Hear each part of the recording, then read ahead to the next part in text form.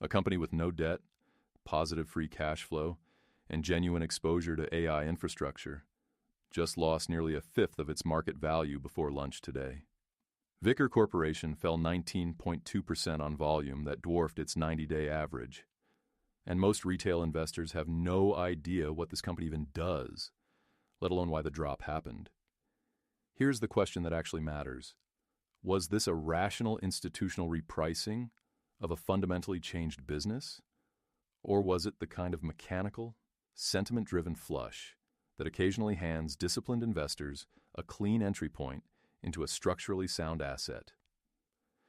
Before you can evaluate whether a 19% drop is justified, you need to understand what you are actually looking at. Vicor is not a generalist chip maker. It does not make processors or memory. It makes power delivery components, specifically high-efficiency power conversion modules that take electricity from one voltage level and step it down, or up, to precisely what a chip or system needs. That sounds unglamorous until you realize that modern AI accelerators, the kind running inference workloads at scale inside hyperscaler data centers, have power delivery requirements that are genuinely difficult to engineer around. The density of compute packed into today's GPU clusters means thermal management and power efficiency are no longer secondary concerns. They are design constraints that determine whether a rack runs or catches fire. Vicor has a specific architecture called factorized power that it has argued for years is technically superior for these high-density applications. The company generates most of its revenue from a relatively concentrated customer base, which is both the source of its upside and its single biggest risk vector. When one major customer relationship changes, in terms of volume, timing, or competitive displacement, the revenue impact is not marginal. It is structural. This concentration dynamic is exactly why Vicor trades at high multiples in good times and gets punished severely in bad ones. The market is not just pricing current earnings. It is pricing the probability distribution of future customer relationships. When that probability distribution shifts, even slightly, the repricing can look violent.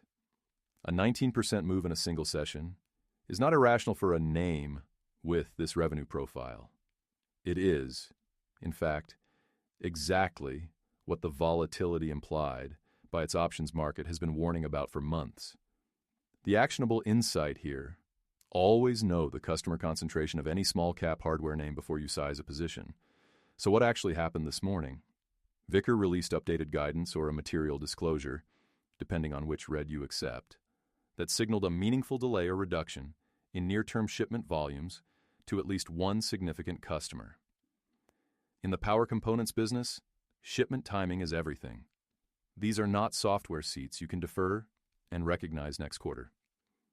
Physical components have production schedules, lead times, and inventory cycles attached to them. When a customer pushes out a purchase order, Vicor does not just lose that revenue this quarter. It also signals to the market that the design win cycle it was supposed to be riding may be slower, smaller, or more contested than the bull case assumed.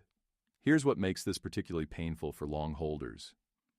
Vicor had been one of the more credible AI infrastructure narratives in the mid-cap semiconductor space precisely because its power delivery technology addressed a real bottleneck. The stock had attracted institutional buyers who were not trading momentum.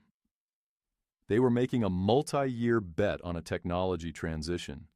When guidance shifts this sharply, those buyers do not just trim, they recalibrate the entire thesis. And when a thesis buyer exits a name with thin liquidity, the price action is not orderly. Now, is the sell-off proportionate? At the prior close, Vicor carried a premium valuation, the kind that prices in significant execution on the AI infrastructure ramp. A guidance reduction, or shipment delay, does not necessarily mean the long-term opportunity has changed. It means the timeline has. The critical distinction for any investor is this: Did today's news change the destination, or just the arrival date? The market, as it usually does in the short term, is treating these two scenarios as identical. They are not. That mispricing, if it exists, is where opportunity lives. And I am not telling you it exists yet, because the data is still incomplete.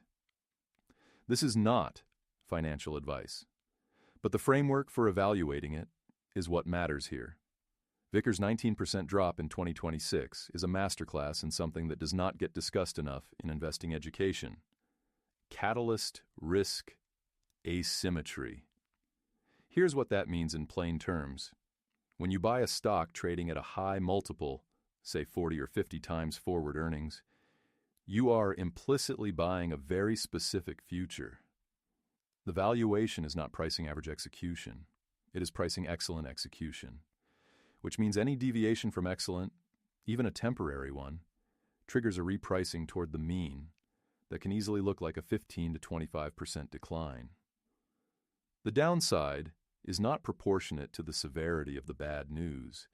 It is proportionate to how far the stock was priced above a reasonable base case. This is why position sizing in high multiple technology hardware names requires a different mental model than position sizing in, say, a diversified industrial or a bank. With a high multiple name, you are not just managing fundamental risk. You are managing narrative risk. The moment the story wobbles, the multiple compresses before the fundamentals have even had a chance to confirm or deny the thesis. The practical lesson here is mechanical. If you hold names with significant customer concentration and premium valuations, your position size should reflect the implied volatility your options market is already pricing. If the options chain on a stock implies 40% annualized volatility, as Vickers has for stretches this year, a 19% single-day move is inside the expected distribution. It is not a black swan. It is the risk you accepted when you size the position without respect for that number.